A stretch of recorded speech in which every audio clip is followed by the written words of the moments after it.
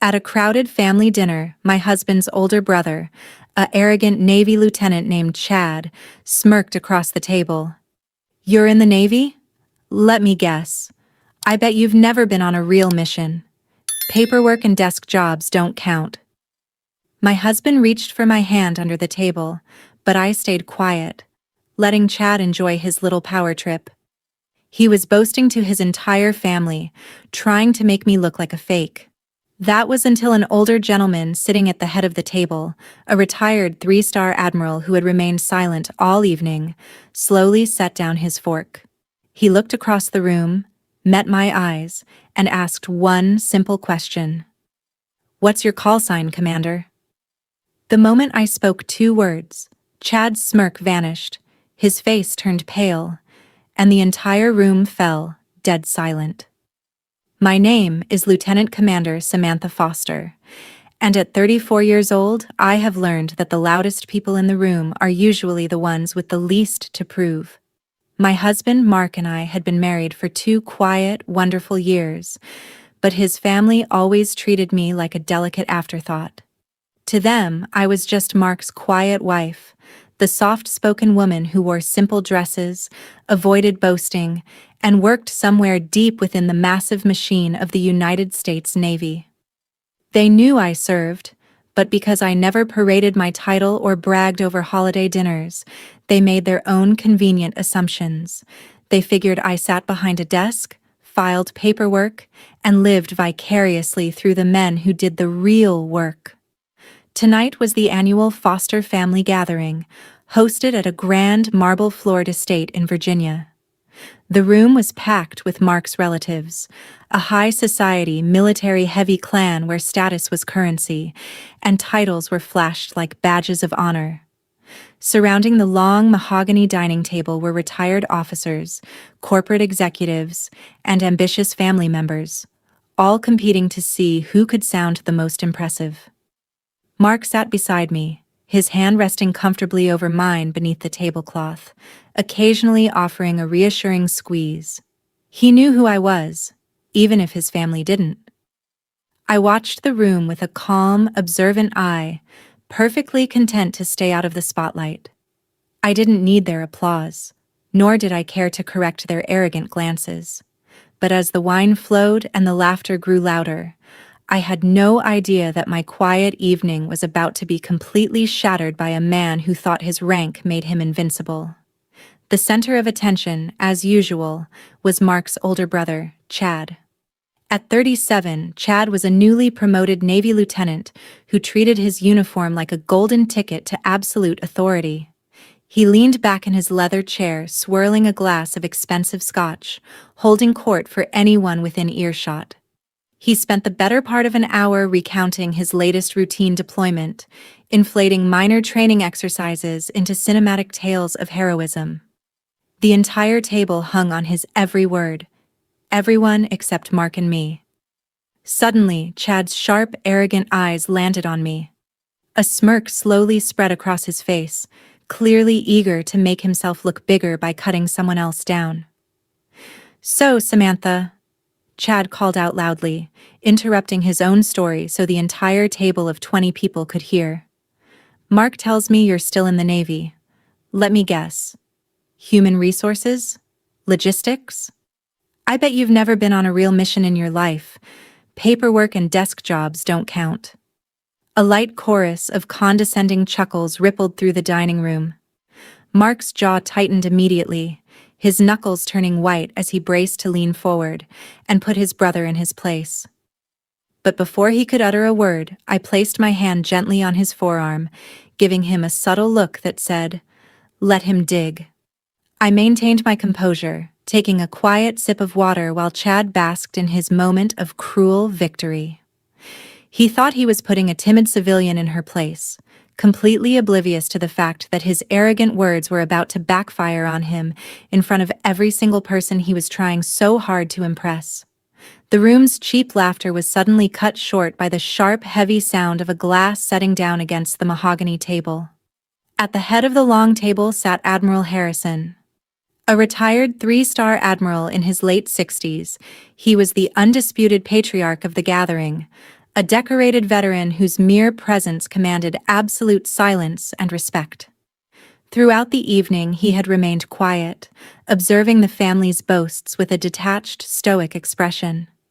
Chad had been trying to get his approval all night, dropping subtle hints about his own ambitions to gain the old hero's favor. Slowly, Admiral Harrison turned his head away from Chad. His sharp steel-blue eyes, honed by decades of high-stakes military leadership, swept across the table, bypassing the smirking lieutenant entirely, and locked directly onto me. The condescending smiles around the room began to fade as a sudden, heavy tension filled the air.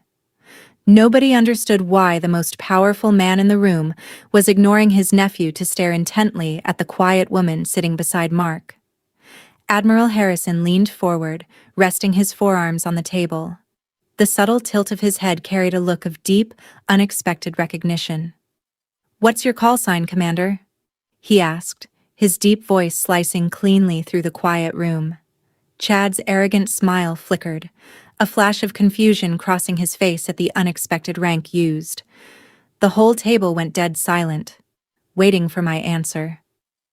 "Ghost," I answered calmly, my voice steady and clear. "Lieutenant Commander Samantha Foster, Strike Fighter Squadron 103. A collective gasp echoed across the dining table. The air seemed to get sucked right out of the room. Chad's face went instantly pale, his jaw dropping so wide he looked ridiculous. A lieutenant trying to lecture a senior officer, the sheer hierarchy gap alone made his earlier condescension look utterly foolish. Before anyone could digest the title, Admiral Harrison slowly pushed his chair back and stood up. The room held its breath. This legendary three-star veteran, who rarely showed emotion to anyone, straightened his posture and gave me a crisp, formal nod of profound respect. "I thought I recognized those eyes," Admiral Harrison said, his voice carrying through the silent room like thunder. He turned his gaze toward the stunned family members, his eyes lingering sharply on Chad. "5 years ago, during Operation Silent Shield, my command team was pinned down in contested airspace during a sudden disaster. Weather was near zero visibility, and every conventional flight team refused to launch." The Admiral looked back at me, a genuine smile breaking through his stoic expression. "Commander Foster didn't just launch. She flew through a literal wall of fire and storm to guide our transport out. She saved 42 lives that night, including mine. She holds the Distinguished Flying Cross." The silence in the room was absolute. The arrogant family members who had spent the entire evening ignoring me were now staring at me in sheer awe. Chad looked like he wanted the floor to open up and swallow him whole. The smug lieutenant had just realized he spent the night mocking a decorated war hero. I took a quiet breath, as every eye in the grand room remained fixed on me. The heavy silence was a stark contrast to the loud, empty bragging that had filled the dining room just minutes earlier. Admiral Harrison's words had laid the truth bare. But as I looked around at the stunned faces, I didn't feel a sense of smug triumph. I only remembered the sheer weight of that night. Operation Silent Shield wasn't a story I brought up at dinner parties or used to win cheap arguments. It was a harrowing, nighttime extraction mission off the coast during a severe Category 4 storm. The winds were tearing through the valley, radar visibility was almost zero, and emergency signals were failing. 42 personnel, including the Admiral's tactical command team, were stranded in high-risk territory with zero margin for error. Ground support had deemed the weather too severe for air recovery, but leaving those men behind simply wasn't an option on my watch. I remembered gripping the flight controls of my strike jet, the dark clouds illuminated only by blinding lightning and heavy rain hammering against the canopy. Every alarm in the cockpit was screaming, but in moments like that, panic is a luxury you can't afford. It required absolute precision, total trust in my instruments, and a calm mind to guide the rescue flight through the storm, secure the perimeter, and bring every single soul home safely. That is what real service meant to me. It wasn't about wearing a flashy uniform to intimidate relatives or collecting praise over scotch. It was about standing up when everything was falling apart and doing what needed to be done without demanding a round of applause afterward. And as Chad sat across from me, trembling and silent, the stark difference between boasting about a title and actually earning it had never been clearer. The atmosphere in the grand dining room shifted instantly, heavy with a suffocating tension. The same family members who had spent hours hanging on Chad's every word were now looking at him with deep embarrassment. His polished image as the unstoppable military man was completely shattered, exposed as nothing more than cheap arrogance in front of a true superior officer. Chad sat frozen in his chair, his face burning a bright, miserable red. He tried to swallow, his eyes darting frantically from Admiral Harrison back to me, desperately searching for something to say that could save his dignity. But there were no words. The gap between a young lieutenant boasting about routine exercises and a decorated commander who had saved 42 lives was too vast to bridge. Admiral Harrison didn't sit back down. He stood tall, looking down at Chad with a cold, stern discipline that made the young officer visibly shrink. "Lieutenant," the Admiral said, his voice dropping into a low, commanding tone that left no room for error. "In the Navy, we teach our officers leadership, honor, and respect. It appears you missed those lessons.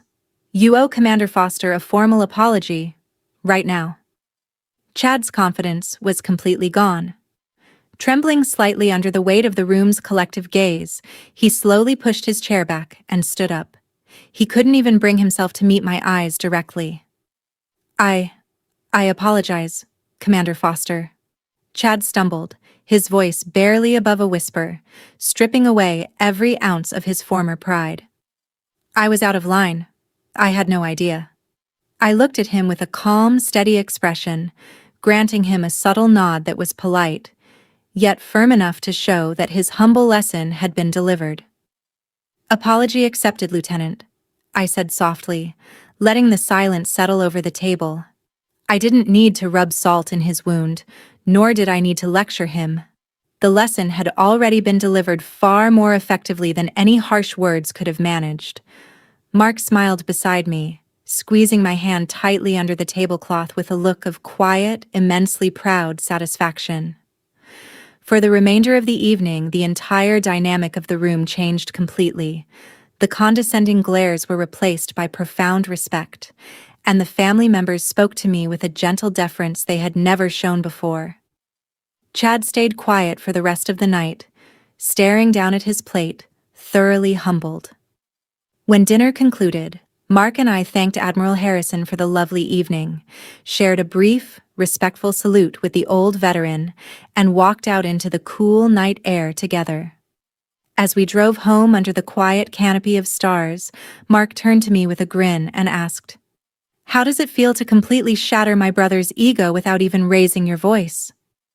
I just smiled, looking out the window at the peaceful night.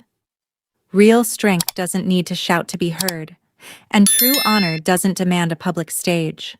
I didn't need to boast about who I was, because when you know what you've survived and what you're capable of, you let your actions speak for themselves.